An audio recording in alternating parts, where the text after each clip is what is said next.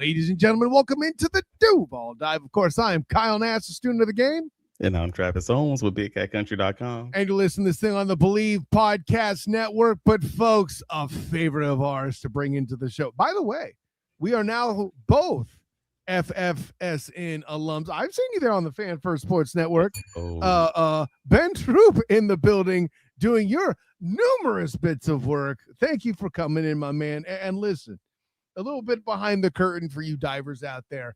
When we had first lined Ben up, we were not prepared for Brenton Strange to have had his extension. But now that he has it, Ben, listen, as a man who's had to scrape for his corn in the league, much like Brenton Strange had to get his extension and all these other things, we thought you would have an interesting insight to what was going on. But before we get into the meat and potatoes of getting the corn, I'm an old lineman. I talk about food, guys. I'm sorry. Anyways, before we get into the meat of that, the top commenters this week. I mean, listen, we have some of our regulars here handling business, our usual suspects, if you will. A few new faces in here. Steve Oxley, by the way, a name I've not seen a lot before. Welcome aboard in there. But Sun State, Radius, King David, Social Alky, Preston, Zenith, PJ, Daniel Kilkenny, Reyes, Jordan Roberts, Jeff Singer, Timmy Devil, Nasir Premier. Thank you all, and the rest of you divers. A lot of channel members and non-channel members. All you guys are active, man. You keep it right for us. You keep it fun for me and Travis. And listen, amongst the smartest fan bases that Duval has to offer, we honor, enjoy, and privilege you. But Travis, let's get into the nitty-gritty, man. Yes, Lord.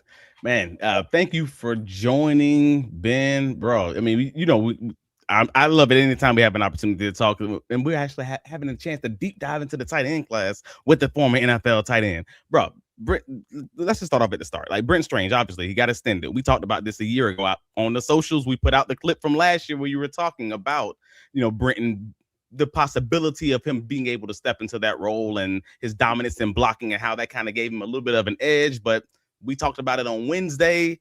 On the Duval Dive podcast, basically the whole Brenton Strange episode, how James Gladstone kind of cooked. It was a great win-win deal. They signed him to a 3-year contract extension that put him around the 10th highest paid in NFL tight ends, right behind Pat Freiermuth's. I believe it's $12.1 million per year with the Steelers. He was 8th overall as far as injury guarantee, $25 million overall, and $17 million in full guarantees, which was 14th of NFL tight ends right now. So, like, overall, it was a great contract for him.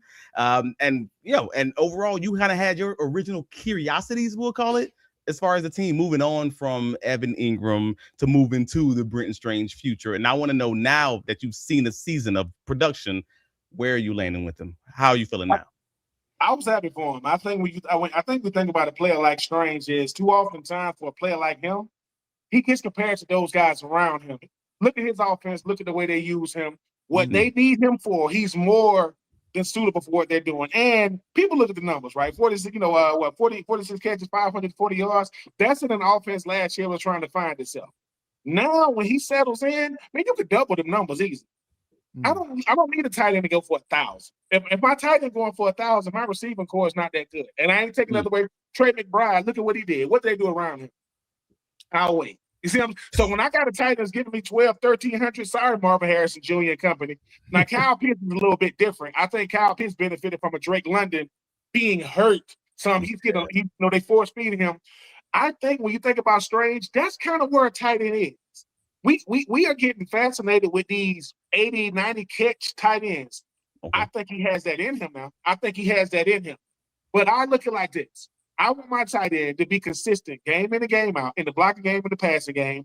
And I want you to know who he is, not from default, because I'm a focal part of the offense. Travis Hunter goes down. Everybody had to step up. Everybody. Yeah. What's that guy name? De'Ami Brown. Where is he at? I'm trying to tell y'all, all this stuff factors in. So when I look at Strange getting this contract, I say this to everybody that got something to say. Either one, you hate football, or you don't know what you're looking at. Right? The young man it's $17 million is what he's guaranteed to get from what he's already done. Now, If he has a big year going into a contract year, that might be 30 million guaranteed, 40 million guaranteed. 3 years, I think he's gonna be 26 years old. You mean to tell me by the time I'm 29, I can re-up again? So I like the contract you guys gave him. And like I said, for everybody that got something to say, either you root against the Jags or you wish you got him in free agents. That's how I look at the negativity that comes his way.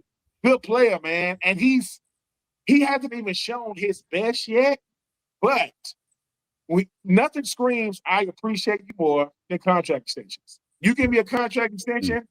I remember when the highest paid tight end might have got 20 million. These dudes getting 40, 50 for 3 years. 3 years is the new contract extension for non pass rushes, because quarterbacks get 5, receivers might get 4, tight ends get 3. So I was happy to see him. I'm always happy for the tight ends to get their money. I'm always screaming. I don't care if you got on teal. I don't care what color you got on. I ain't gonna lie to you though. I'm gonna be honest with you. I ain't gonna lie to you. I thought with the deal that Brenton Strange gave, and I do say gave, like I do say if him signing to a $12 million contract, I thought he would get around that 13, maybe 13.5 range originally. But with the way that they structured this, with the fact that he could get about $4 million a year in incentives, it helps the team. Kyle brought out an incredible point on the last pod, on Wednesday's pod, saying, hey, no, he helped the team out as far as that's concerned, because now you don't have that as far as automatic cap hits, because now it goes under that maybe may not be earned, will be earned as far as that's concerned. So it helps the team from that perspective, but it also helps Brenton Strange because he's probably more likely than not going to be able to hit those incentives, or at least a few of them, to make that 12 become a 16 kind of range.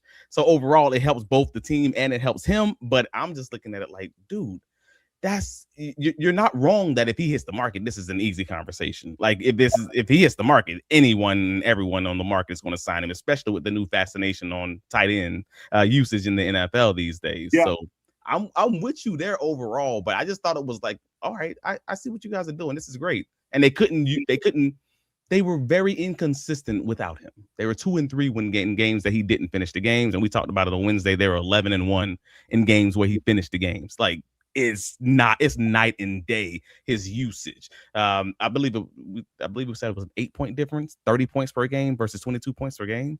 And he's the most dependable guy on the team. I hadn't shown you this yet, Kyle. We just talked about it right before we got on, but this is success rate. We talked about this early in the season, all throughout the season. The most dependable receiver on the Jaguars is Brenton Strange, full stop. Jacoby Myers is up there. Hunter Long was interestingly up there, but it was only on 12 receptions. So yeah, I was about to say, let's not go overboard, but sample size. No, that's stat bias. I don't know how to feel about that because we didn't love his receiving ability, but he did the job apparently. But overall, Brenton Strange, 65% success rate, and Jacoby Myers is right up there in that same generalized range. I think it was a great situation, and we saw it on the tape. This matches the tape. He's the guy as far as that's concerned. So both in the blocking, as far as him being a dominant zone blocker and being one of the most dependable pass catchers, this was an easy conversation, and it just helps the team tremendously moving forward. It does more than that, though. I mean, I'm sorry. When you look at being we know what Jacoby Myers is. We know what Parker, Washington. We know what these guys are. Michael Thomas. Look at where he is on the list. And I'm trying to tell you, it makes life harder on a tight end when my number one isn't a number one. And we're going to try to feed him like he is, right? And sometimes you validate the front office and your draft status when you resign before your contract is up. Signing in your third year, that says a lot about you, because that means, hey, man, we're not going to force you to sweat your fourth year. People don't get that. When you resign, look at these quarterbacks going into year 4. It's like, the CJ Strouds and, the Bryce Youngs. They're supposed to be unsigned already, but they haven't. When somebody goes, they picked up his option. You're supposed to be that's supposed to be your franchise. And I'm not saying either one of those guys aren't. I'm saying for a Strange, check this out. There's a reason why, not to give any, relevance to my Falcons. They gave Drake London this contract before they gave Kyle Pitts, because they told Kyle, if you would have been this consistent, now you ain't getting that, but that's what you would have got had you been consistent. Brian Thomas is looking at Strange going, dang, man, they gave you that. Yeah, dude, because I'm showing up week in and week out. So, I'm just saying. Well, that's a great parallel, man. I like that a lot. The consistency piece. I think we've alluded to it. You put the nail on the head and you said it direct. So I don't think there's any question around that. Let me get a few of the comments in here. Zenith was actually in before we got started talking about it's also too early to make perhaps declarations of victory. In fairness, it is still June technically as we do this. Social alky. Listen, man, I want to hear about no House of the Dragon silliness. This would be a game day typically during the season. We just try to keep our schedule right so our families stay right. You know, handle Westeros. Listen, the Targaryens are a boring house anyway. I said what I said. No Hunter Long on the image for the thumbnail, as pointed out by both. And listen, I'll tell on myself. I wanted to pick dudes I knew would be on the roster in another month or two. I said what I said. Anyway, we will get into Hunter Long because he's a fascinating conversation. And actually, if these guys don't mind, I would like to put him last, because I think he's a more interesting conversation than even I originally gave credit for. But in preparing for this podcast, I'm like, oh, this is curious. And quick, Robert, you're not muted, dude. Okay, we know you're in here doing the thing on the regs. Press didn't even tell you. We know what you bring to the comment section. But anyways, Travis, please continue. Nah, bro. But one thing Ben did say, that as far as he's most of the time these tight ends are getting these 3-year contracts. I thought it was fascinating because they got the new CBA that's popping off after the 2030 season. And I assumed, honestly, when they signed this contract, that Brenton Strange would have signed a 4-year contract, especially with the deal that he was offering the team. It was my assumption just walking into this bad boy like, oh, yeah, because he don't want to be no 29, 30-year-old guy having to feel like he's forced to play under the old CBA when the new one's going to drop the next year. Like, so at that point, it almost feels like, oh, no, they're either going to come back to the table following that 2028 season. That's got to be the assumption, assuming Brenton Strange is going to play well these next 2 years, or he's not going to be on this roster and he's going to be, and they're going to trade him somewhere else and he's going to re-up at that new spot going into that new CBA to get that new CBA money, if that makes sense, while they tag on an extra year. So I immediately thought that, and I'm just like, yeah, because there's no way if I'm the guy, I'm like, no, I'm signing all the way up to 2030. At that point, I'm giving you a $12 million a year contract when I know I'm probably reasonably a top, let's say 5 to 7 tight end right now. Nah, man, that feels like they're both coming to the table with an understanding that they're hoping that he's gonna ball out of control. It's gonna help. It's gonna make all the boats rise within that situation. No, I think you're thinking too much into it, Trav. Brenton went. I guarantee you, he went to tight end. I guarantee you, every last one of those guys, and they're telling him, "Hey, fellas, he didn't. Nobody going for 4 years. Let's start there. He didn't go. He didn't go. He didn't go. He wasn't there. He talked to somebody that went. Because here's the thing, right? Here's the thing. Remember when it's like this. If I'm the number 1 tight end, right, in the NFL, and I take less, that's gonna hurt everybody behind me. I got to take, and it's almost like this. You know, you guys just say you guys are getting a contract extension with this network, right? Sure. Okay. You can't take less. No. You get the most you can get, because no matter what, I can still use you as a barometer.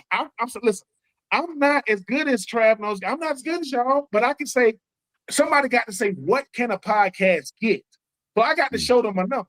And when I show them that number, they can go, well, I can't do that. Okay, well, what can you do? It's a leverage thing. And like I said, you really think Travis Kelce and Greg Olsen and George Kittle got them boys sitting out telling them, dude, you got to think about the group. I remember when tight ends were not an it position. That is no longer the case. Mm-hmm. Guys are really getting paid based off their potential, because you used to have to get the money based on a monster year. Brenton, to me, for what they needed him to do, it was a monster year. For what they needed him to do with what's around him. But what I'm saying now is, now that he got the money, the conversation changed. Hey, Brenton. You see what I'm saying? And they pay for 2 things in the NFL. They pay for durability and dependability every single day. If I know you're gonna be here, and I know you dependable, and I know you disciplined, you could be that dude. Ask anybody. So let me respond to 2 things you just said there, though. You said dependability, and Brenton Strange has generally been dependable. I will openly walk into that, but I will also give you the other side of that coin. In his first year that he was able to start because Evan Ingram is no longer here. Yeah, let's full-time just starter. He plays 12 games. Mhm. You said dependability. That Yep. is, just to being honest, that's not a 17-game sample size. It's not. It's 12. And the other part of that is now you haven't seen what he's going to give you in that full 17-game sample size. I mean, 12 is kind of, you get the gist of it. But my point is, but the whole thing about it is too, right? What did I say? I say the hardest thing gonna be for the tight end position with the Jags that they got to get Evan Ingram in the rear view. Somebody had to come in and people stop talking about it. Yeah, they ain't talking about it. And Brenton is the reason why they're not. I'm just telling y'all. I'm not saying. And here's the thing, right? I don't. Evan Ingram was a unicorn in this, and with the Jags, he was a unicorn. They brought out the best in him, right? Brenton had to say, "Hey, man, I'm not that." You see what I'm saying? Like, I'm not him. But you need dependability. You need durability. I can do that. And it's like this. Every tight end on every roster is gonna mean something different depending on what that roster needs, what that team needs. And how many guys can say, "Hey man, I thought it was gonna be me, Trav, De'Ami, and Brian." You see what I'm saying? No De'Ami, no Trav. I still got to. And when your role switches on the fly and you can handle it, people pay for that. They'll go, "Hey man, I appreciate how you handled it." Because here's the thing, you know who else they ain't talk about as the year went on? They ain't talk about Travis either. I'm telling you, this stuff matters, man. When you start saying, Brenton said, "Do you know most people didn't even know who I was? Now I'm signing contract extensions before Brian Thomas." I know B. Thomas going into year 3, but I'm saying, what speaks to the roster is guys who have Pro Bowl, ability, but they ain't Pro Bowlers, but they getting paid. And remember you talked about that incentive? No, man, I play for a pro team in Florida. My check gonna be bigger than Kyle Pitts'. Because when you talk about the tax breakdown. So them you see them. Yeah, I know y'all was talking about Hunter Long earlier. He's trying to get up out of San Francisco. He's trying to get up out of LA. Man, I can't make no money out there. You see how much money they take from me? So I'm just telling you the reason why other considerations. There are other money. There are other money considerations, and even if you are giving the team a little bit of a discount because they need the salary cap help, you still making sure you give yourself the ability to make the 16. So overall, it balances out, and the tax is kind of helping. Let's be careful with the word discount, and I think it's one of those where Brenton and the team met in the middle was to share the risk, right? Yeah. I'm betting on the fact that I'm durable. This is what I see. And to your point, Troupe, I love you bringing this up, by the way, the durability piece, right? Brenton Strange's year to prove his durability is this year. That's what he bet on. That's why I believe in some element he was offered the incentive-based contract, right? Because the Jags only pay the full price to pay him like a top 5 tight end. Let's call it what it is. And I'm not saying he shouldn't be paid that way. Let me be clear. But that's what $16 million is a top 5 number. Okay? That's just where we're at. So all the Jags really assured is that if he is durable, like he wants to be per Troupe's hypothesis, that's when they pay the cash. I think that's low risk, both sides. Yeah, I think I agree with you personally. I hope I hope Ben agrees, but I don't know. Maybe I do it. Kyle Pitts got the contract he got because he was a second team All Pro. Remember that now. Yeah. If he's not a second team All Pro, here's the thing, right? Here's the thing about the tight end position now. It's so hard. They comparing skill sets and the position. They saying, "Hey, does this guy do what this guy do?" All I'm gonna say is this. I'm gonna just ask this. Yeah. Could Brenton Strange do what Kyle Pitts did last year in that offense? I think he could. In Atlanta, I think he could have done that. I think he could have. Right? I think he could have done it last year in Jacksonville's offense if they would have prioritized. So think about this. So when you think about that, so if I'm Strange's agent, I'm saying, "Oh, that's the second team All Pro." Yeah. Let's break down the numbers though. Let's start breaking them down. And I'm sorry, which team made the playoffs? Oh, that's the Jags. Who helped them?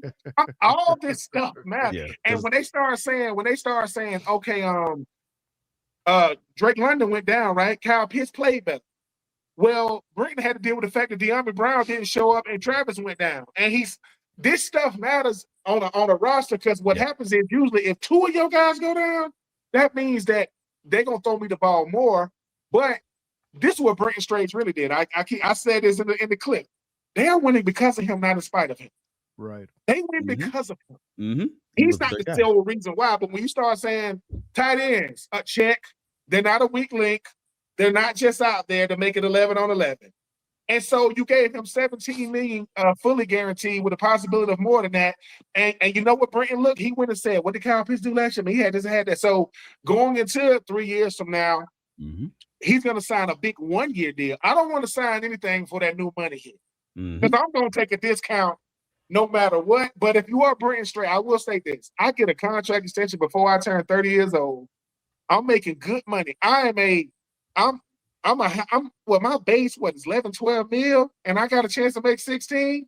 Man, stop playing. And in this offense, I'm making, because most times these incentives be so hard to make, you're not going to get them. That's what people, some of these incentives are crazy. I got to be top 2 in receiving. No, they gave him achievable incentives. Thank you for making that point. Yeah. I'm just saying, No, but you're not wrong. And I didn't want to make this all Brenton Strange conversation, but it has to be, because let's be honest. Come on, you're talking about the tight end position, right? That's a position that's generally not talked about enough, unless you got a guy who's more like a receiving tight end who's going to be getting you that 1,000 yards, 10 touchdowns kind of range. But you're not going to get, if you have an hour conversation or a 45-minute conversation, you're going to spend 30 of those minutes talking about the number 1 guy, because the number 2 guy you don't expect to have 30, 40, 50% of the snaps. So, sorry guys, I know you got questions on the other guys. Be careful with this assumption. In a world where the 13 personnel is all the range, maybe there should be more tight end talk, and that is why we're doing it here on the Duval Dive. That's fair. And we already had the conversation Wednesday talking about giving Mercedes a contract to bring Mercedes back and all of that conversation. But I mean, wherever you land on that, especially when I know Duval, y'all have y'all nostalgia. Y'all love bringing in guys who used to play for the team to actually play for the team. And I'm like, hey man, let Brenton Strange get his money. Let that man get paid at 42. I'm glad Kyle Brady's as old as we are, so they won't ask that question. That's all I'm saying. But I think at this point, Brenton Strange is the veteran in the room. Like, the media spoke with Strange following the news of his extension, and I thought it was notable because he commented on how important it was for him to play behind Steelers tight end Pat Frymuth when he was in college. He later came into the league, and then he got a chance to play behind Evan Ingram. So, like, from his perspective, he got an opportunity to learn from 2 guys with the right discipline, with the right traits, with the right processes on and off the field to kind of learn what it looks like to be an NFL tight end. And in my head, I'm like, all right, so now Brenton Strange, you are that guy for Nate Boerkircher. You were that guy for Tanner Koziol. But Ben, as a guy, you played the position both in college and in the league. How important, or is it important? Let me say from your perspective, for you to have a vet guy like that to kind of show you the ropes, get your feet wet. Every player in the National Football League that had any levels of success or longevity, they were a mentee. They had a mentor. Yeah. Somebody showed them. Because like they told me, getting drafted make you a pro. How you approach the position make you a professional. It's a huge difference. And I'm going to keep saying this about Brenton Strange, and no one wants to say, I'm going to say this. And I know what Dalton Schultz did. I know what Tyler Warren did. He's the best tight end in the AFC South. He is the best tight end in the AFC South. Because people are going to say, what about the numbers? I'm going to say what Bill Parcells said about numbers. Numbers are like bikinis. They show you a lot, but not everything. It ain't show. I'm going to keep saying this. If you take Strange off the Jaguars offense in 2025, what happened? It's gonna get ugly. It's got ugly. If you take him off. And so what I'm saying is when you got a really, really good tight end, when Steve Smith Sr. came into the league, he had Musa Muhammad. Yep. Yes. But Terrell Owens had Jerry Rice. Reggie Wayne had Marvin Harrison. You see the stuff that's going on. Randy Moss and Chris Carter. I feel you. Yeah, Randy Moss had Chris Carter. I want to say when Larry Fitzgerald first got drafted or whatever, he had Anquan Bolden. This stuff matters because do you know how good I got to be in my position to tell you how to play it? Champ Bailey had Darryl Green, then he had Deion for a year. Look at what Champ Bailey became. So if I get to see, talking about it ain't gonna do it. I gotta see it and I go, oh, okay. So when you think about a guy like Strange, he's learned. And here's another thing Strange ain't gonna say. I want to outdo these dudes. I know I played behind them. I want to outdo them. It's a healthy competitiveness in everybody. But yeah, it's the tight end position now. I've seen that push. No, literally seen that push with Brenton Strange and Evan Ingram. Because Brenton Strange, Evan Ingram was always the first guy on the field and the last guy to leave every practice, no matter what. I mean, whether or not it's open practice or it's a practice that's just open to the media. I'm telling you guys, he was always that guy. And now when you go to practice, now you see that exact same thing from Brenton Strange. It's almost like this is the way that it's done, and it's just the way. It's almost like a child learning from your parents. It's like, hey, this he taught me that it's gonna work for him. He's a Pro Bowl level kind of guy. This is how it's gonna work for me. We're gonna do the same thing. Like I think you might be on to something there. I just never kind of linked it until just now. You really think Evan Ingram wanted to leave Jacksonville? Nah. No. But what happens is this: at a certain point, either I'm grooming the guy to be really, really good for another team, or he gonna take my spot. You don't believe me? When the Dallas Cowboys drafted Martellus Bennett, they thought he was better. They thought he was gonna take Jason Witten's spot. It didn't happen. Martellus Bennett. Now, Martellus Bennett athletically, way better athlete than Jason Witten. But it goes back to what I said: durability and dependability. Who's more dependable than Jason Witten? But for that team. I'm telling you, it's the smallest. It's like this. Martellus Bennett is super duper athletic, super duper talented. Jason Witten said, Fred Gore at tight end. That's it. Yeah. So I think now when you talk about a guy like Strange is saying, you know what, dude? Now that I got my money, can I be mentioned with the McBrides? Can I be mentioned with the Kittles? Can I be mentioned with the Cow? Because if I go to tight end because Strange didn't go, I want them to be saying, hey, man, congratulations. Not on your new contract, because all pro money, that makes your contract negotiations even easier. You know, all pros, that ain't Pro Bowls. Yep. Pro Bowls, I wouldn't even want to go to Pro Bowl no more.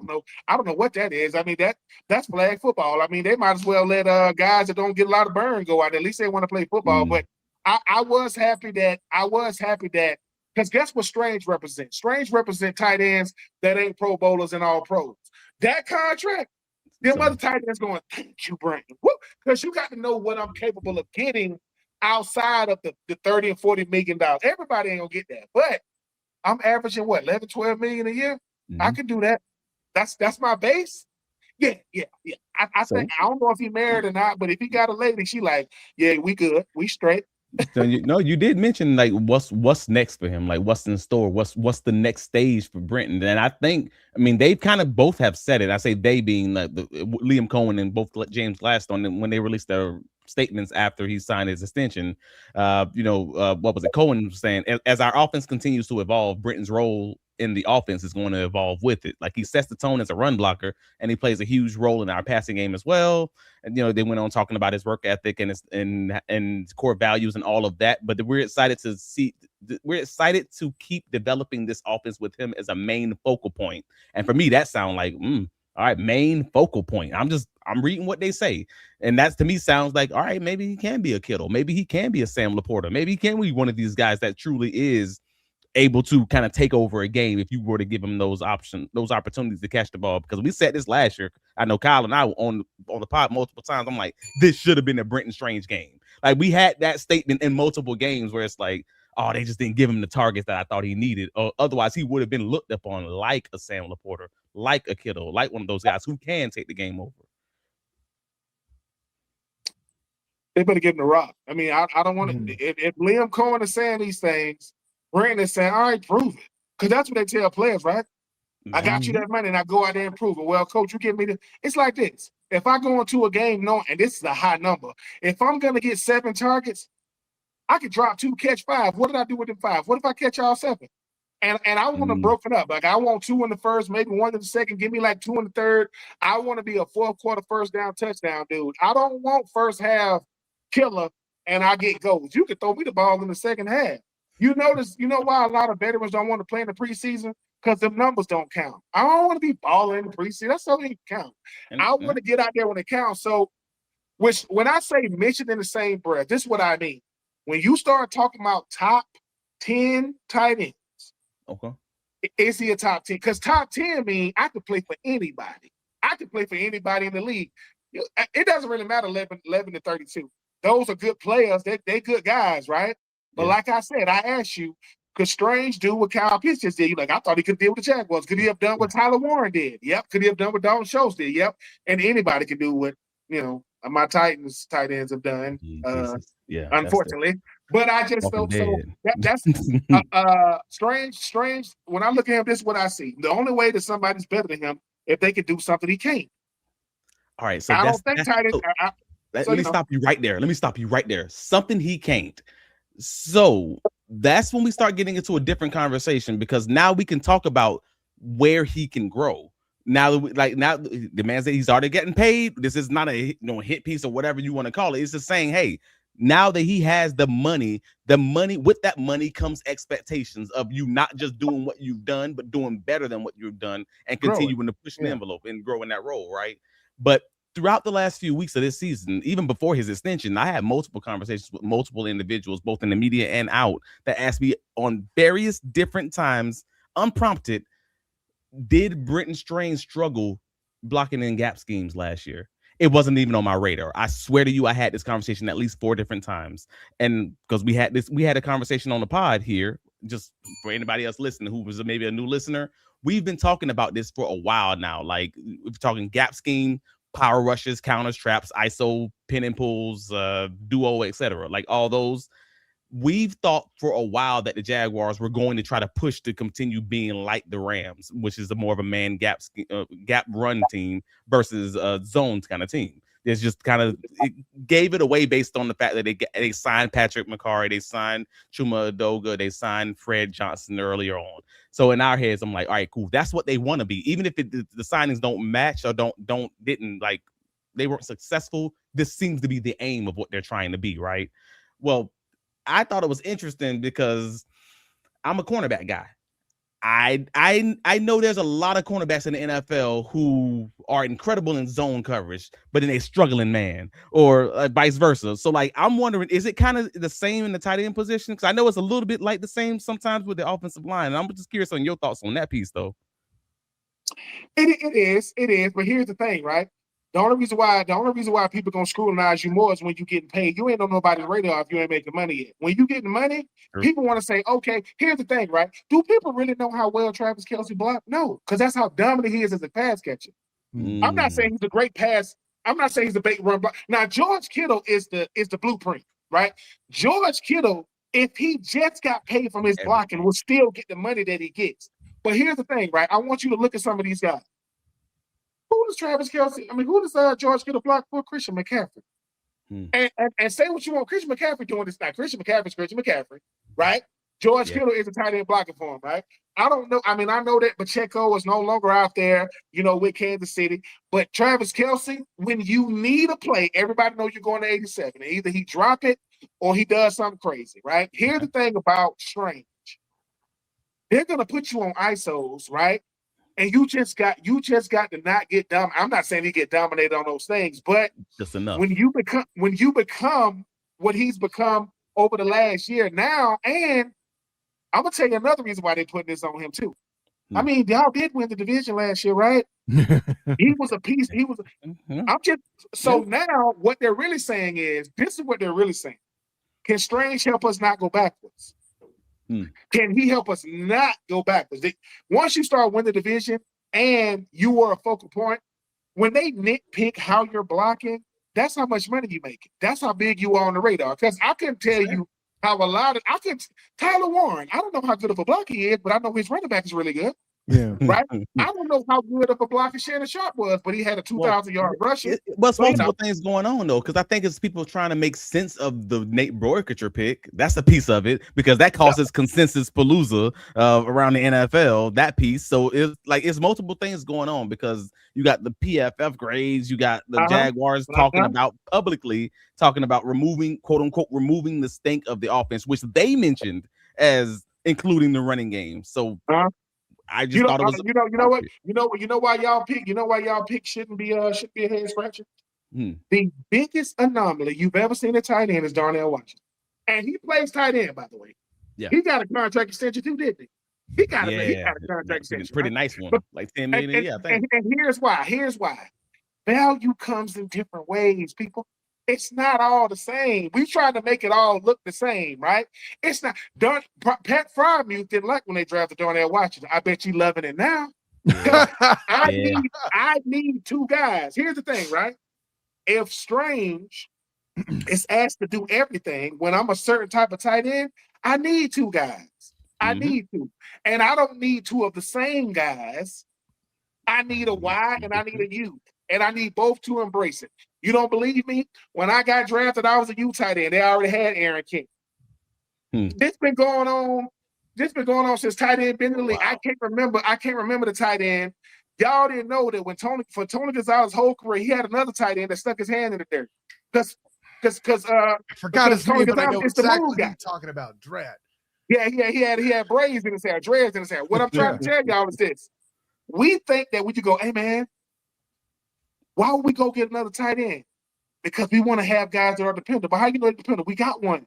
Yeah. Okay, I'll switch it. Well, just say Travis Hunter don't get hurt, and he do his thing. Y'all might get a receiver in that same slot. You might get one because we are a what have you done for me lately league. So if Strange should not be, he should not look at that draft pick and go, why? They drafted him right when they had Evan Ingram, didn't they? They still drafted him, didn't they? Yeah. So this is just a cycle. We're trying to get younger and cheaper. And if I'm better than the young dude, hey man, I'm gonna just bring him along. So you always trying to have that freshman in the building, man, because sometimes guys sign big contracts. Not saying it's gonna happen with Strange. Right. It don't work out. Yeah. Well, so what do? I got to throw away. It ain't like a quarterback, man. I need multiple guys at the skill position. It's a just in case somebody get hurt. I gotta go get a Jacoby Myers. Well, I gotta go get it. Someone would normally counter that and say you probably don't want to spend a second round pick on a quote unquote just in case. But I don't believe that he's just going to be a Nate Boerkircher is just going to be a just in case guy. And I got a few reasons I can tell you why. But I want to save that till we talk about when we get to the Boerkircher segment. Just because I know we focusing on Strange, and I want to keep it on Strange. I'm not saying. Let me say this. I'm not saying he's a just in case. It's like this. What happens if your starting quarterback gets hurt and you got a subpar backup? Your season is over. We know about that right now. The NFL is not an if; it's a when. When somebody gets hurt, that's it. What do I do? Do I have a good enough guy behind him that we can still run the same game plan? We can still do the same things. Just you got to bring them. That's all I meant about just in case. Right. That's all. And with the game plan point, we've heard time and again about how that blocking tight end in the run game is essential to Liam Cohen. That's the whole conversation we had going back, I think, a year or two now. Troupe, when you were first asking the question of why get rid of Evan Ingram, and we as a triumvirate came to that conclusion that the blocking tight end is that essential to the Cohen offense, and now we're adding the extra element of the 13. Now that we're bringing it up to a whole nother level. Sorry, that's Key and Peele. I'm sorry, but don't apologize for Key and Peele. Not in this house. We have proof of concept. So like they set the floor in 2025, and we said this so often last offseason that they were just trying to set the floor. They were trying to stop the bleeding. They were trying to figure out what's an adequate floor that's going to allow them to be a good team. They won 13 dang games. That was a solid floor, and now they're trying to raise that floor. And if you take them, keep it. Well, keep the floor. No, I actually disagree. I think they're raising the floor. I think they definitely kept the floor by not letting a lot of the core guys, as far as the trenches were concerned, go. And I think they're trying to raise that floor. They added, as a team, raise it. Yeah, I think at the tight end position, they're trying to keep at least keep the floor they had. And when they figured out that Munt and Long weren't going to stay around that long because they were durability, right, Ben? I think that's an element of it there too. So I think that's a floor that's maintaining the floor more than is raising it. But sure, obviously you're raising it because you added guys. In the words of Jamal St. Cyr, there was a catching tight end that had trouble catching the football in the form of Hunter Long. Like that's an evaluation we've seen from plenty of people. If the coaching staff agrees with that, then that would be an element of raising. I'm indifferent. I'm not saying I'm indifferent. I'm a little all over the place as far as Hunter Long and his quote unquote catching problems, because I think Hunter Long was frankly a lot like Calvin Ridley. where it wasn't that he struggled catching the ball. It's that you remember his drops. It's that his drops came in moments that were significant enough where they register. Not that he's actually struggled when you look at the pure numbers, and that's the unfortunate. That's just real unfortunate. But also because we're focused on that run game, because the staff is focused on the run game. I mean, you probably have heard so much of them talking about the whole revamping of this offense and quote unquote removing the stink. But we got to look back at the Tampa Bay Buccaneers. Now we have a whole season of the Jaguars in 2025 to compare against the Tampa Bay Buccaneers in 2024, right? Now we can say, all right, cool. We got proof of concept. This is what we're looking at. Back in 2024, the Tampa Bay Buccaneers were primarily a zone rushing team. Primarily a power rushing team with 35%, 36% zone rushes, and they were significantly better in those power plays, those gap schemes, all of those things that we're talking about earlier. The Jaguars were the exact opposite of the 2024 Tampa Bay Buccaneers in 2025. And you can put that on the offensive line. You can put that on the running backs. You can put that on a few different things. You can put that on the tight end. But at the end of the day, they were more zone. And we kind of have this theory or this inclination that they want to be more man and more gap, because in the red zone, that's kind of what you're going to see more of. You want to I need to move guys. I need guys to just be able to get me to that spot without me having to lean on these double teams. And I'm just like, all right, cool. Well, they like gap schemes, but they like zone right now. They're kind of versatile right now in Jacksonville. And overall, I went straight to the PFF scores because it's hard to level set these things, right? I'm sorry. It kind of is. I know some folks hate PFF. I'm sorry. This might not be the section for you. Just mute the podcast just for a second. But PFF, that's who breaks it down for us. So, hey, man, this is how good these guys do in zone. This is how good these guys do against, in gap schemes. Brenton Strange, objectively, on those 74 run blocking snaps with in gap schemes, was the lowest on the Jacksonville Jaguars. He was ranked as the lowest. That seems to be an opportunity area for him because that's just not his thing. Whereas he's freaking dominant as a zone blocker, like top 2 on the team as far as that tight end group. I just thought it was real interesting looking at Nate Boerkircher because he's kind of similar to Brenton Strange. He's not so significantly different.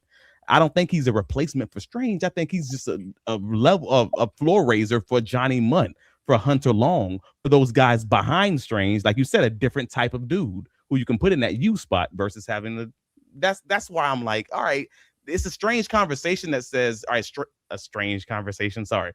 It's a Brenton Strange conversation. Someone was going to make the joke at some point, Travis. It just wasn't me this time. Okay. It's a Brenton Strange conversation to say, yeah, maybe he's not dominant in this thing. And that thing just happens to be something that we think Liam Coleman really wants to do because he even got Emmanuel Pregnon, who seems to be dominant at doing this thing. Right. What do you do with Brenton Strange? Oh, that's fine. We'll put him into the passing game more often. Now we're having a different conversation of it, quote unquote, changing the offense, like Grant Udisky said. Make sense? Yeah. That's my theory. But here's the thing, too, right? That's a part of your job. A part of your job is being able to adjust when they want to go to something different. That's what they pay you for. I know what the best players find a way to adjust. How do I know? I saw Ray Lewis win Defensive Player of the Year in a 4-3 and a 3-4. Yeah. Now, he did not want to go to a 3-4, right?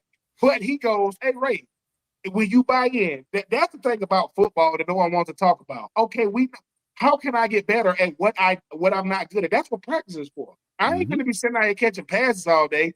I'm trying to figure out how to get good where I am not, right? So if you are Strange and company, you want to say to yourself, fellas, this is what it is. We finally made it to the big time. You mean to tell me I can't learn how to do this?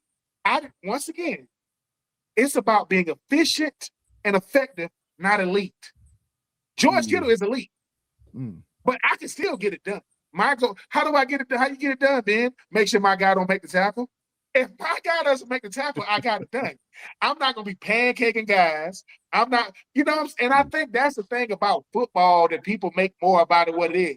Did your guy make the tackle? Yeah. Then you got a pretty good, you graded pretty high on that. And once again, I'm going to keep saying this. If I'm not the reason we win, I refuse to be the reason we lose. Well, that goes into extending drives or not. And I keep saying George Kittle because he's the best all-around tight end. Right. He moves chains in the running game.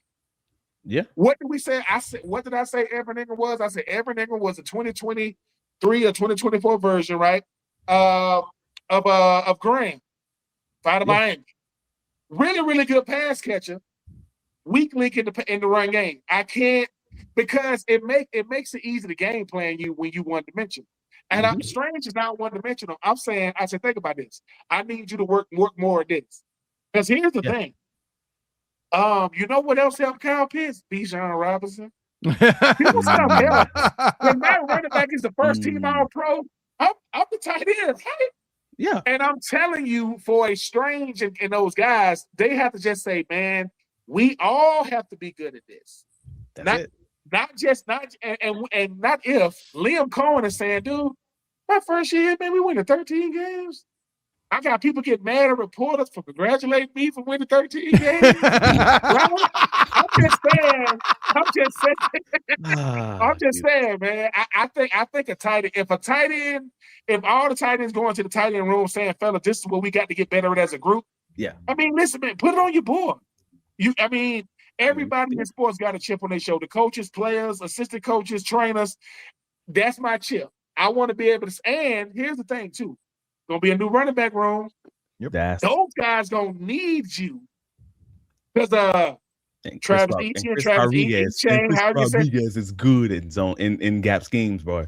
So all I'm saying is make life easier on yourself. If I got these are running, I mean, these are NFL running backs, man. I don't need to hold that block that long. He gone. The time me to get in the rope, he's gone, man. That dude should be through that hole up on the linebacker. So I don't see this. I got you. There are problems when it comes to tight ends. This ain't a. It's almost embarrassing for the tight end coach to go to the meeting room and say, "Coach, it's too much. You want us to block it?" That's embarrassing, man. But come on, you can do this. The other guy we got to stay out to talk about is Nate. I mean, Nate. We talked about him. We talked about him a little bit. Nate Boerkircher, because he's the other guy who you're going to probably see the most of. And shout out to Jaguars on SI. John Shipley. Yes, our guy. Because he put out happy birthday, by the way, John Shipley today. Yeah, happy birthday. I didn't even know it was his birthday. Thank you, Facebook. He basically said that his expectation for Nate Boerkircher this year would be something along with Brenton Strange's rookie season, which was around 32% offensive snaps. And I'm like, oh, that's probably accurate. As much as we're talking about this 13 personnel thing that's been going around the league overall, we can get into the numbers is interesting. So I wanted folks to see this just because I thought it was fascinating. The Jaguars were 8th in the NFL in 11 personnel, which is one running back, one tight end, three wide receivers. 8th in the league, above league average, about 9% above the league average. They were 21st in the league in 12 personnel, 20th in the league in 13 personnel, 25th in the league in multiple tight end sets, and 7th in the league, which is very high, and extra offensive line packages, those jumbo packages. I don't even know where to start with this. I know where to start. How many of those jumbo packages had a false start in them? Sorry, I'm still bitter. Go ahead. If you look at a list of teams, and I wish I had the list with me, I just didn't put it into the folder to talk about. If you look at the list of the top teams over at Summer Sports, who are top 10 in 11 personnel, it's an interesting list. Let me just say that the Dallas Cowboys are the only winning team listed that ran 11 personnel to that level, and they ran the most plays in 11 personnel. The team that ran the least 11 personnel in the NFL was the Baltimore Ravens. And I just like, dang, all right, cool. I think the Jaguars just wanted to have the flexibility to line up like either of those teams and kind of do it successfully. So now they got like, if we need to be this Dallas Cowboys 3 wide receiver sets, we can do it. If we need to be this thing down here, Baltimore Ravens run down your doggone throat over and over and over again, Marshawn Lynch, like, hey, we can also be that. And I think that's what Nate Boerkircher is here for. When I'm looking at those PFF scores and everything else, what does James Gladstone always say? What's the phrase? By being nothing more than who you naturally are, or some variation of that. Yes. Well, no, he's like, I don't want you to I don't want you to be anything more than what you naturally are. And I think what they're doing is they're saying Nate Boerkircher had made a career of being a quote unquote blocking tight end who has receiving upside. Okay. facing off against defensive ends over and over and over and over and over. And he's like, cool, that's what we want you to do. Like old Bill Belichick. You'll find a guy who has a trait and just destroy you in that trait over and over and over again. Hey, I need you to do this, Boerkircher. We'll use Strange more in the passing game. I think everybody should be happy with that arrangement. That's kind of where I fell on what this is. And you said something in before the podcast, Ben, that made me think about that when you're like, hey, no, that's what good teams do. They just find that strategy and just destroy you using that strategy. And I think that's probably what Cohen's doing right here. The MVP of the National Football League in 2025, that being Matthew Stafford, ask him how much he loved 13 personnel. I saw him in the playoffs with him. Because what I'm trying to tell you guys is, ask them what 13 personnel do to defenses. You ain't gonna bring no corner. You ain't gonna bring no slot corner in. Them safeties really got to be honest. When you bring a guy out of college and all he's doing is changing his location and his uniform colors, that's when he's good. Brock Bowers left Georgia. Did they make him be something different with the Raiders? He was first team all pro as a rookie. What happens is when I'm 245, 255 pounds, you want me to gain 15 pounds. Wow, I can't walk around with that weight. Don't make me something I'm not. And that way, it's much easier to tell Travis, hey, Trav, I know you talk Jags. Can you just add a little bit of this? I'm not taking away what you talk about. I'm saying, can you add? It's easier to add on than to make me say, okay, Kyle Pitts, now I want you to be a blocker. That's gonna get ugly, right? Yeah. And I think for tight ends coming into the league, when they say, hey, look, we ain't gonna ask you to do what you haven't done, we just gonna throw you the ball a little more. Really? Yeah. and I think when you do that, right? You know what that does for the other tight end rooms? Now you got other guys in the room that are similar to the guys you just drafted or you just paid. You just make them if Strange come out, they're gonna bring in somebody like Strange to do what Strange does. That's what it's like this. Does a slot receiver do what the X does? No. Okay, the slot guy, he's good in small spaces, right? Yes. Right? Does the left tackle make the same amount as the right tackle? No, because he's on the blind side. You are paying him for the skill set. So I think when you look at what Liam Cohen is doing, he is saying, what give defenses fits? 2 tight ends set. Ask any D coordinator, 2 tight ends, and they both got skill sets. One is a dominant blocker. The other one is a willing blocker. That's all Strange got to be. Just be willing, sir. Yep. You don't got to be dominant. Yep. The other one is a dominant blocker. How do I know? I was the willing blocker on my team. Aaron Kinney was the dominant guy. And when I was on the same side as him, I'm talking trash because I know the guy in front of me. And what happens is when I first get to the Titans, Aaron Kinney said, finally, we got a guy that can stretch the field. He can't go, that ain't what I do. But he's embracing. Now, think about this. You know why he's embracing me? Because I don't do what he do either. I can't block like that. And I couldn't block like EK. EK couldn't run like me. Put us together, we dominate. Think about it. Put 2 tight ends. So I just think that when you look at what Liam Cohen is doing, Liam Cohen is saying, I finally got me a guy, dude. A blocking tight end is like a receiver tight end. You could do a lot with him. And you could do a whole. I don't like extra O linemen. I ain't a fan of it. I just because it's so predictable what you're doing. Yeah. You got a big O lineman going in motion from left to right. When you think they run to the weak side, they gonna load that one side. And I get that extra offensive linemen in college are like extra offensive linemen in the NFL. That means that the tight ends can't block. It don't matter how you feel. It ain't the jumbo package. No, because if I got 2 tight ends that are dominant and I can add that 13 person, that trio, that trade personnel, as defenses, I watched Matthew Stafford in the playoffs against Bryce Young and company go up and down the field with the 3 tight ends, man. And 3 tight ends means, hey, man, who's who with this? What you mean? Every team don't have the personnel to stop it, especially that third safety or that third dominant linebackers. I think they know it. I love safeties like the next man. But if that safety ain't got all pro next to his name, he could be had. And he can. We all know the great safety in the NFL, right? I didn't say good ones. We all know the great ones. Yeah. I see. Do the Colts got a great safety? No, they got good safety. Do the Titans got a great safety? No, he was Kevin Byard. They traded him. They don't even want him there. And last time I checked, now Houston got Petrie. Petrie is like the linebacker safety. He's in the box, which means he can't be had. The closer he gets to this line of scrimmage, Derwin James just got paid. You know why? Because he's a hybrid. You remember when Derwin James played y'all in the playoffs? They had him back there at safety. You remember him? He didn't do much when he had to play safety, did he? Love Derwin. Now, I ain't saying nothing against him, but when you make Derwin play back there, with in space, he get lost. But up on the line, he'll knock dudes out. So, and I think Liam Cohen is saying to himself, hey, yo, Strange, take control of that tight end room, get that young boy up to speed, and watch what I do for y'all on Sunday. Because watch the sparks fly. Watch the sparks fly. Now that's it. And guess Tanner Koziol's the next guy. He's the other guy that's going to just be interesting in this whole conversation because he's your third guy. And from the moment of his draft, and it seems pretty clear, like what his role was going to be. Like he's the vertical.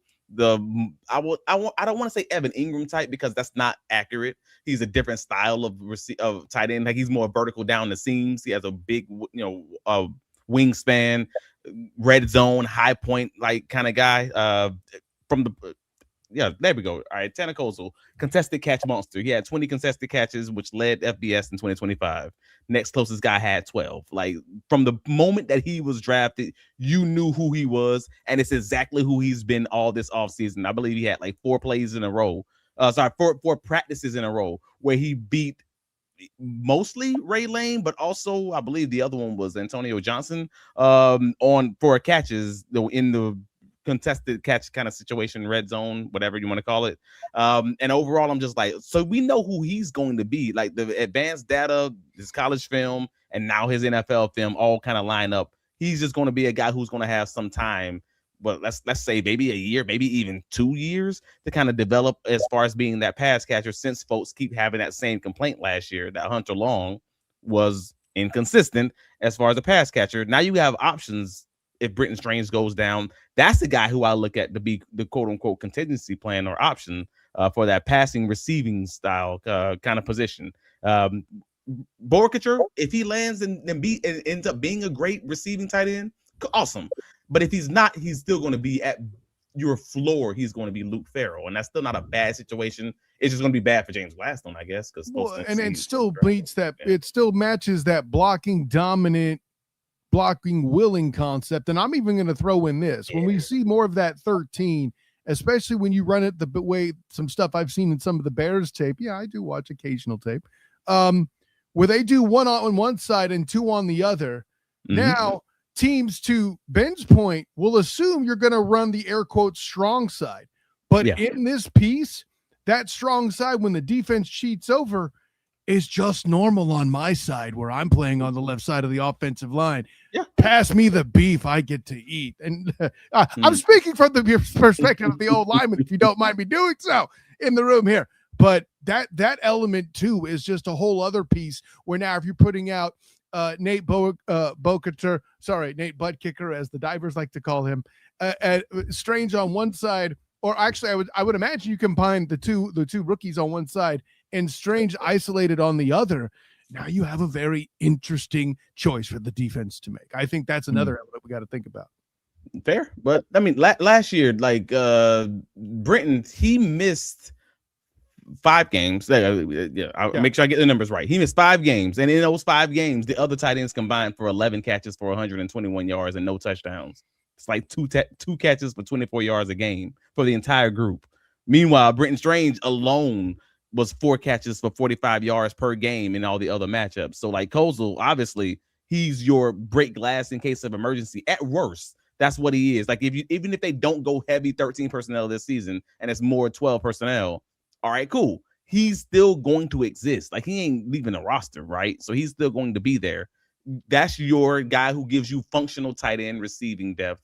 And I think it's going to be a really good, interesting situation for him because he's also not going to have the pressure of a Nate Boerkircher even. Like he's going to be more like tight end LaQuint Allen, I guess. And I don't want to say he's got to be, but you know what I'm saying, right? I do. He just has the pressure to be a contributor, get comfortable finding a role in the offense, like LaQuint did in the running back room last year. And I think that's a solid situation, not to come in the league and not have that pressure. I know Ben don't know what that feels like. He's had pressure from day one in the league, but these guys have the opportunity. No, I respect these. No, I'm just saying when you think about how much you can do, when you start talking about I'm only mentioning the 3 tight ends because I was blessed enough to be a part of it my second year. Myself, Aaron Kenny, and Bo Skates, right? Mm-hmm. Then 2011 comes, you got Rob. Yes. Then 2011 comes, right? You got Rob Gronkowski, you got Aaron Hernandez, you got Daniel Phelps. They blew our numbers out the window, but it was more of a pass catching league with around. And what I'm saying is, the only people that don't like 3 good tight ends is the receivers, because when I got that, no one wants to hear trio trade. Watch what happens to the defensive coordinator, because now you still got your full offense. It's just the vertical game ain't like it used to be in the passing game. But you can still go up and down. Like I said, ask Matthew Stafford how much he loves, and I did call him Matthew, Mama Stafford. I'm not calling him Matt. Matthew Stafford. Because once again, it forces you to play honest defense. If safety's gonna come up, because they think everything's gonna be run, then the passing game is getting going. You're probably gonna get one-on-one with your receiver. I'm telling you, it's a lot. I'm not saying they're gonna do it. I'm just saying extra offensive lineman is good for the run game. It's not good for the pass game. You got 3 tight ends with 3 unique skill sets.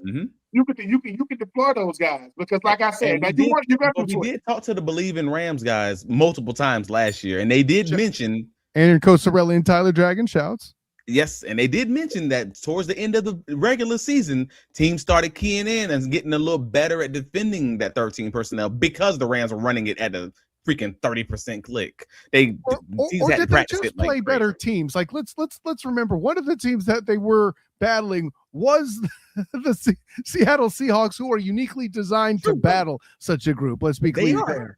That's fair. I'm just pointing out what the people who watch them closely told us is the Rams were running it so much that teams were absolutely having to practice, spend half their practice against just this to make sure that they. But you could know it's coming and still not have the personnel to stop it too. That's what I think is very unique about it. And a lot of teams won't be ready. Not across the board. And in order for the Rams to beat the Carolina in the playoffs, that throw and catch from that tight end of Matthew, I'm telling you, all I'm saying is, when you start talking about what this offense can be when you got 2 to 3 tight ends on it, that makes everybody's life better.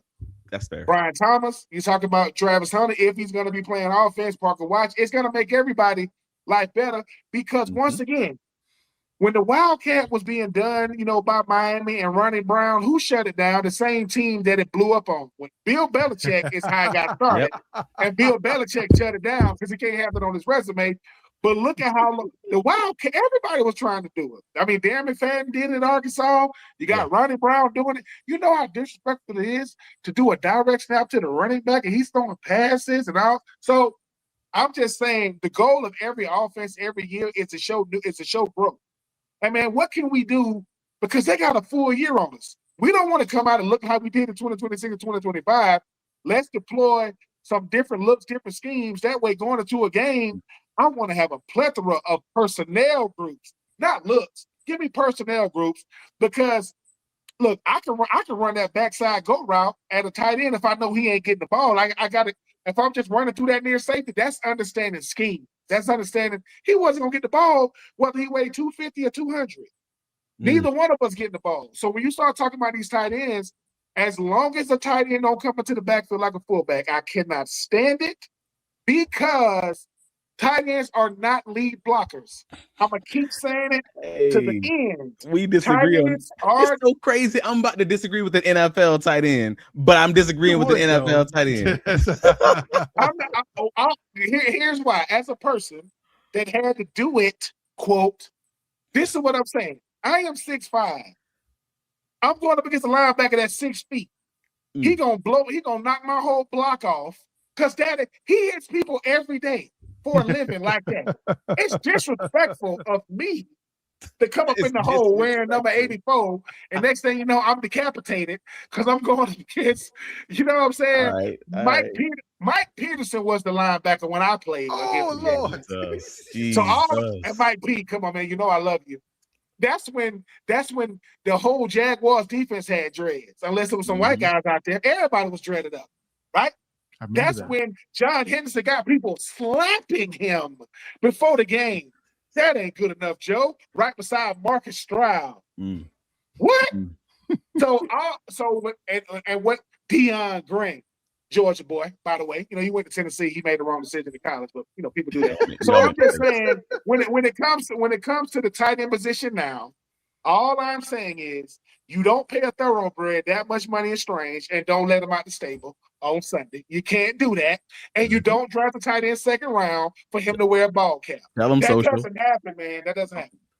I hear you, but Liam's Cohen schemed an awesome play to Brenton Strange out of the fullback position against the Denver Broncos. If folks forget that when it was like a 25-yard catch, like a corner route from the fullback. Hold on. I didn't say you couldn't run routes from the fullback position. I said don't be blocking. He ran him through the line like he was going to block somebody. He ran right at the linebacker and gave him that threat of being a downhill blocker out of the backfield. But the only way you have that threat that exists means every so often you're gonna have to get your face dirty, bro. I'm sorry. Well, you got to pick your battles now. I mean, you know, you want to do it up against a linebacker that's kind of subpar. You can't be coming up in there against Fred Warner.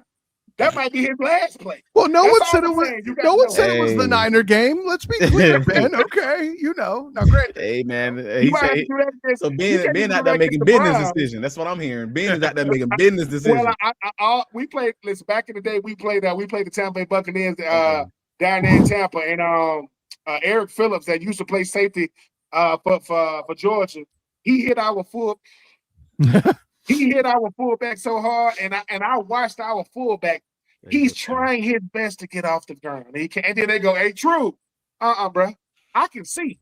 Not doing that. No, I'm not." And then I go to the Bucks. That's 2000. I go to the Bucks next year in 2008. When I asked, they call him Flip. I say, "Yo, Flip, man, why here do I fullback like that?" He said, "That's what I do." He said, "I'm not getting." And he said, "True, when they was calling you saying you finna play fullback," I said, "I would have cut you. I would have grown man. I would have cut you right in the hole, bro. I'm just telling you." And Flip like 6'1", about 220. I said, "Look, I would have brought my whole 6'5", 255." He said, "True." I said, "Bro, I talk trash from the sideline, bro. I don't do that, man. That ain't Tony Gonzalez ain't did that, and I'm not Tony Gonzalez by no stretch. I'm just saying." Kyle Pitts has done a lot of things in his career. Have you ever seen him in the backfield lead blocking? I mean, certain people, yes, you're not putting back there. But if you think they have George Kittle could do it. Yeah, if you think they have the ability to do it, or at least just on a small level, a little bit of that in them, I don't mind putting back the fullback. Hey, bro, you ain't got to tell me that. Don't threaten me with a good time. I'm always the guy that says you should have a fullback on the roster. I always believe that, but I'm a fossil at this point, I guess. I don't seem to agree with that philosophy these days with this new NFL. But the great Gatsby, as you know, well, the great Jagsby, I'm sorry, as why is Long still here with Munt gone? Smart kid, knows the offense, teach the rookies. Do the coaches know something? I mean, I'm gonna make the assumption that the coaches absolutely know something. I just think they haven't gotten around to it yet for a business proposition. Well, I guess the question is still, why is one gone instead? Why wasn't it that Long was the first one to be gone and then Munt staying on the roster, vice versa, instead of vice versa? And honestly, I just think one, it was contract, like I believe the Johnny Munt contract was bigger than the Long contract, if I remember correctly. That's what I remember too. Again, top of the head. If I'm wrong, my bad, y'all. But also the second part of it is I already told you guys as far as my feelings on the Hunter Long drops as far as the passing game was concerned. I thought he actually caught the ball more often than not. The problem was his drops were just noticeable. Again, that Calvin Ridley unfortunate situation where you just remember his drops more often. And if you're talking about the run game, which we are talking about removing the stink, let's say the Jaguars do have injuries in that tight end room, and all of a sudden they still do want to run some 13. You got a real conversation between his actual performance on the field. He was the best gap run blocker for the Jacksonville Jaguars last season. Folks didn't. That's the one that was kind of went under the radar, and I was like, oh, I mean, I don't know if they say they want to be versatile enough to run more of this. And that's the best guy you have on the roster for that small behind contract that he has. Not only also being again, per Pro Football Focus, the best zone run blocker on the team. If you want to run the ball and you want to run more 13 personnel, having Hunter Long on this roster as your third, fourth, tight end competition, I should say, is not a bad option. So to answer your question, that's more likely than not probably why he's here, is because he might have a shot to compete for that last tight end position and give you a little bit of something in the run game. Maybe. Small sample size, I know, but maybe. That's kind of where my answer is, at least on that question. But and then you have the other guys. I mean, and I don't mean that's not to dismiss them. That's not to demean them when I say the other guys, but you know what I mean. Quentin Morris, he's probably going to be competing with Hunter Long for that tight end 4 spot. But Quentin Morris is not a better run blocker. He's not objectively, at least per the stats, a better receiver. He's a core special teams player. That's why he's here. And for you're talking about your 4th tight end spot, that's probably going to be the difference, despite the fact that Hunter Long is so dang good as far as a run blocker, which for me, that kind of might say that maybe he's going to be a trade piece, Hunter Long. I mean, if Quentin Morris does win that spot, then Hunter Long, with the new emphasis on the tight end position, maybe that's a guy who could end up being last week of preseason. Maybe, hey, anybody needed another tight end, 7th round pick here? 6th round pick here, very small contract. I'm just throwing it out there. Like, that seems like something that could potentially happen. So that's kind of the thing that I'm keeping a lookout for, but also injuries. If an injury happens to the tight end room, you're going to wish you did have Hunter Long right there still. So I think it's a solid situation for the Jaguars to kind of be in right now, at least. They better not get rid of him. You got a rookie coming in. That need to know how to learn. I understand what Strange is going to be for the rookie. I understand that. But like you just said, if the 4th-string tight end who has to be a starter on special teams, right, that rookie is still going to have rookie growing pains. He's still going to have some struggles, right? Sure. Well, if Strange just got his money, I can mentor you, man, but I got a lot to deal. I got to run out there first. Every time we out there, Hunter Long is showing how guys have longevity in the NFL. And sometimes, and man, what are you really, really good at? Oh man, put my hand in the dirt. We can utilize that. Right, we can, and the thing about it is, when the grass go from green to the brown, because it's starting to turn into dirt, and everybody's running the ball, I need a guy that can help us. And sometimes I need a guy to tell that rookie, "Hey, man, football is about doing things you don't want to do, but acting like you love doing it because it's for the betterment of the team. You're gonna have to learn how to get right, because in order to win in the postseason, you're gonna have to get grimy. That cute stuff ain't no cute stuff happens in the first 17 games. Ain't no cute stuff in the postseason. If it's 3rd and 6, right, we're gonna try to run it or get it. If it's 4th and 1, we punting. Ain't no going for it. And like I said, 13 wins.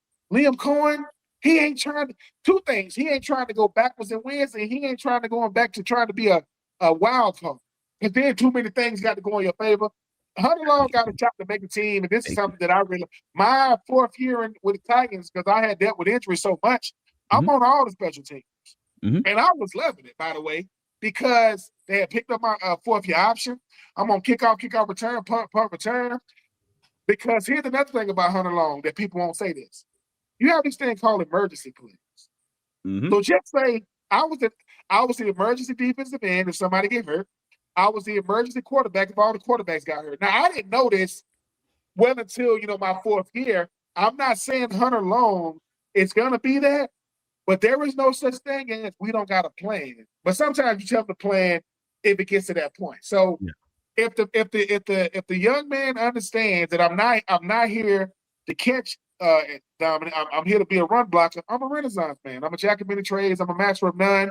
But I got a rookie that I hate to use the word if. When the rookie starts looking like a rookie and his head starts drooping, Hunter gonna be the one doing get your head up, youngin. We ain't got time for that, because Strange out there on the field. And I've heard a lot of fans who, like, again, people who haven't been in the college locker room, who haven't been in the NFL locker room, they often say things like, "Hey man, we got coaches for that.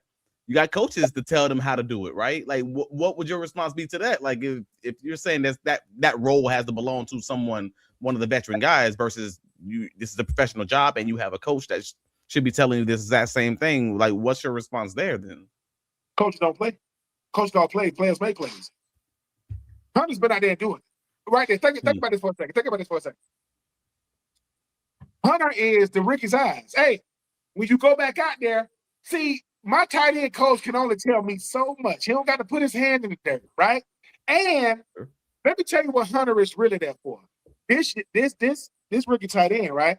He gonna start feeling sorry for himself. Remember, I told you when you get drafted, that make you a pro. How you go about your business, that make you a professional. He got to show him how to do it. And Hunter knows, hey man, this might be my last stint with the Jags. So when they asked Matthew Stafford about Ty Simpson to being a mentor, of course I can be a mentor when I know I'm going to be the starter. I don't got to worry about losing my spot. Of course I have no problem doing it. You know how many? But you see that situation they got going on in Minnesota? That's how it really is. See, that's how it really is when they bring in a guy. J.J. McCarthy, like, I don't like him. I ain't finna act like I like him, right? And so for sometimes in order to make it in the NFL, you got to go beyond the X and O's. Hunter Long ain't gonna get that much burn. But who you think they're going to blame it on if that rookie ain't playing well? They're going to blame the tight end position group. That's how they do. Hey, bro, what's going on with your boy? What's going on? And if you don't believe me, why they always try to make it seem as if quarterbacks are the only ones that can be mentors? I don't like that. Sometimes they bring you on the team for what you can bring to that position group in the locker room. I mean, you don't believe me? You don't believe me? Mercedes Lewis been in the league for this. But when the last time Mercedes Lewis called pass?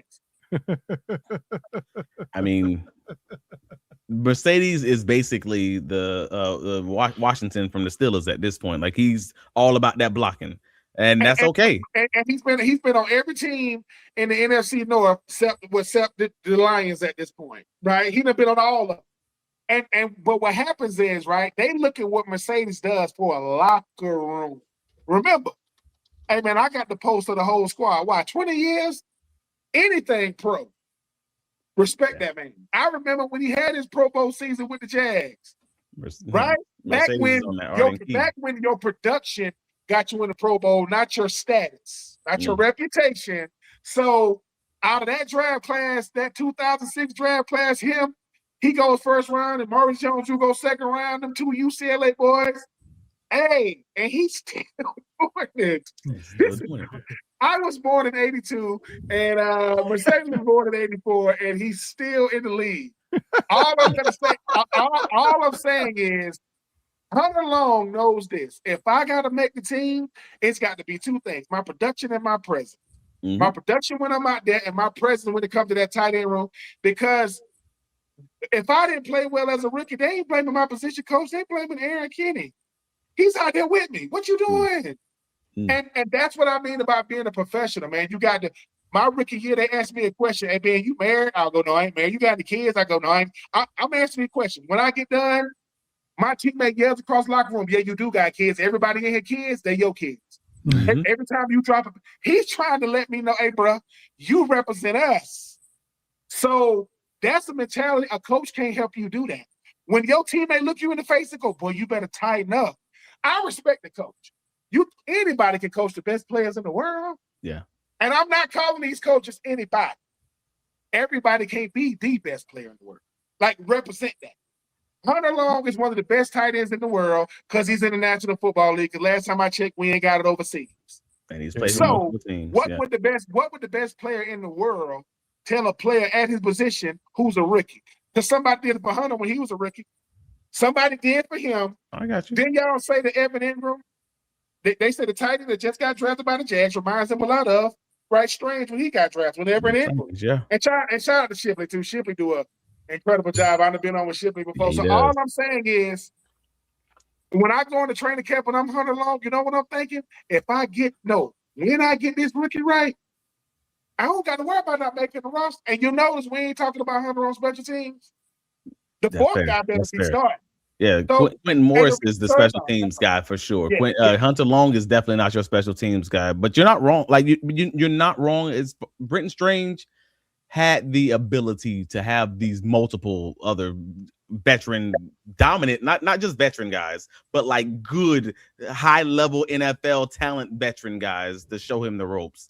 Tanner Koziol played at Ball State and Houston. I mean, he finished at Houston from my recollection. Like, he didn't really have a guy in front of him on any of those rosters. And I looked it up for Nate Boerkircher because he was the highest drafted tight end from that 2025 Texas A&M roster, and none of the tight ends from his 2020 through 2024 Nebraska teams was drafted higher than the 7th round. So, like, both of those guys would seem to need all the veteran talent or all the veteran examples as far as that's concerned to kind of learn from, to help mold them over these few years. That's not a bad situation from that. So I think both of those guys will be in a good learning spot from a guy like Strange. Ain't that what the Jags been doing? You think it's a coincidence that Trayvon Walker is good? Who he had since he got in the league? Didn't he have his dude named Josh Hines Allen? That stuff is not coincidental. Listen, not only do I want to get my money, I want to help you get yours, youngin. That's football. When I'm saying, hey, the difference in 10 sacks and 8 sacks is a whole different zip code, a whole different dude. You see this neighborhood over here? It got a gate on it with a code. So what I'm saying is, when you think about I've been Hunter Long, and I was a 2nd round pick. I'm sitting there talking to other tight ends, letting them know, hey, either you're gonna learn how to become a real good teammate, or you're gonna be selfish. And I'm not saying you're wrong either way, but do you think it's hard to find the selfish players on any team? Or I can show them to you. Because I'm looking at their behavior. Was it surprising that A.J. Brown is now a Patriot? We ain't talking about his talent, are we? Are we talking about his talent? No. What are we talking about? Brandon Ayuk, do you think a team gonna pick him up acting crazy like that? That's a wild boy. But think about this, fellas. We can see certain stuff. We as grown men have to look at behaviorisms as a lifestyle. We can walk in the building and go, we can see something in there to make us go, I don't want to eat here because I saw something that she didn't see. Well, if I'm a football player, I know what a good teammate looks like. Yeah. I know what they look like. And I know what bad teammates look like. Now, I'm not going to call nobody out, right? I'm not going to call nobody out. I can guarantee you Hunter Long is a good teammate because that's how he's going to survive in the NFL. However many years he plays, that's how because if I can mentor somebody, that means I'm not afraid of your talent. There you go. And that's all. We appreciate you being the tight end to teach us the ropes, what's going on with these things here, Ben. And that's been the key to why you've been a good teammate stepping into this episode of the Duval Dive. Hey, man, I appreciate y'all fine gentlemen, man, having me on. Trav got people thinking I'm somebody on social media. My mama calling me saying, what's up with this? They seeing you on Facebook. You know, I said, Mom, I'm about to sign this 100. I'm going to say this right now. I'm going to say this right now. And I mean this.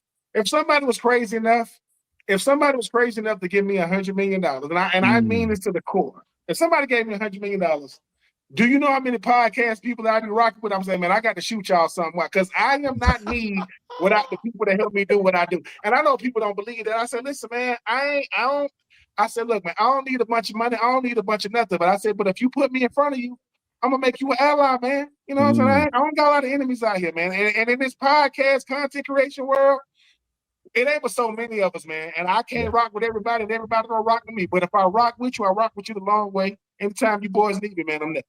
No doubt. But with that in mind, let's find where other people can rock with you. Where else can people rock with you, Ben? Tell them. Man, this winning the division on every Monday night with Ryan Smith. I'm still doing 84 Reasons, still doing No Weathers in the fall, and I only do that during the fall. Right. And got this new show, man. I got a show called The Fan in the End. Do that on Wednesdays. I can't even think of the Fans First. Fans First Sports Network. Sports Network. And I got a new show, man. It ain't came to my. It's gonna be called Just Being Troupe. So really, just being me. I want to just have people on. I want to have y'all on just to talk about other than football. Listen, we husbands, we fathers. We ain't gonna be talking politics because I ain't gonna know. And to be honest with you, I don't know what the hell I'd be talking about if I was doing that. But sometimes I just want to be able to sit back and say, man, what is life like for you? What is it like to be you? And I'm having fun, man. I really, really am to have this type of space to be in. Yeah. I got a bunch of friends coming through saying, man, I want to do the content. I said, listen, man, don't take it lightly, man. If this ain't something you want to do consistently, if this ain't something you want to, have some late nights, some early mornings, I said, don't disrespect the craft. That's all I'm saying. Don't disrespect the craft. And if you see me doing it, I said, see who I do it with. Don't look at me. Look at those around me, man.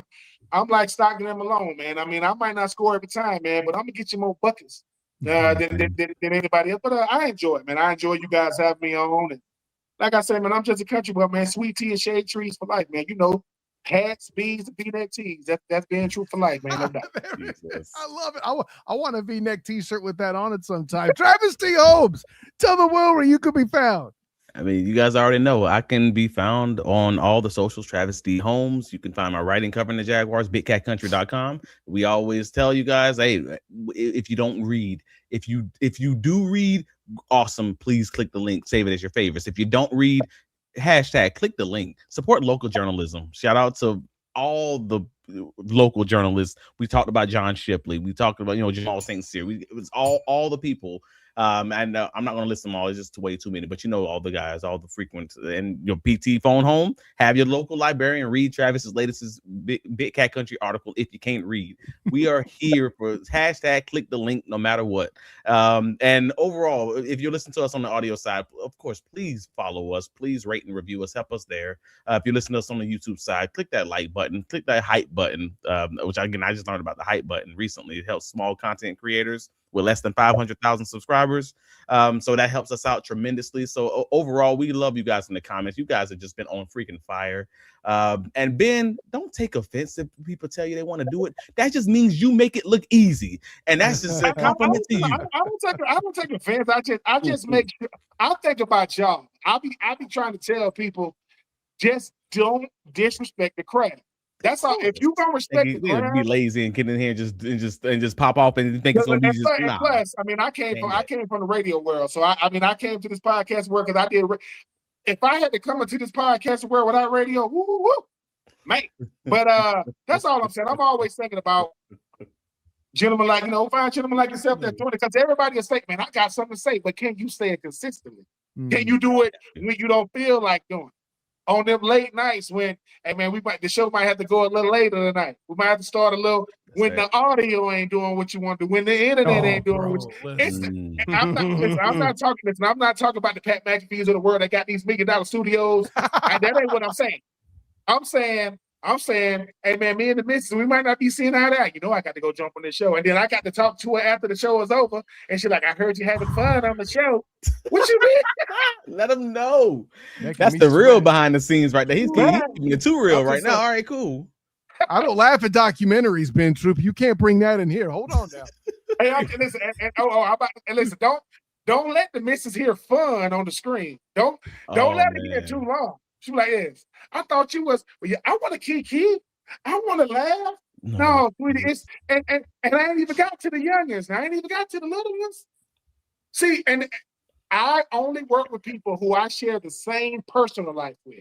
So if you see me on screen, we share the same. That way, when real life happens, all you got to say, hey, true, man, I got a family issue, handle your business. Because we share the same. And I've learned, listen, love y'all 20-somethings with no kids, no wives, no kids, no wives. I can't do that. We don't share the same word. I'm the type now, man. I talk trash to them youngins about what I would do if I was out there. I don't got to go out there no more. Boy, if I was out there, boy, I'm trying to tell you. I don't got to do nothing. Appreciate you, bro. Hey, Kyle, you got to let them know what we're going to be found so we got here before an hour and a half. I got you. As of course, I'm Kyle Nash, the student game. You can find me on Twitter, Instagram, Threads, and Blue Sky at the SOTG. Find my work covering the Orlando Storm on the Storm Surge podcast there, doing the UFL thing. Also, my work covering UCF. We're previewing the schedule now. Locked on UCF, and of course, UCF Night Zone, and still gently teasing something coming for the Magic. So, for the great Ben Troupe, for my personal champion, Travis T. Holmes, this is Kyle Nash, the student of the game. Until next time, everyone, class dismissed.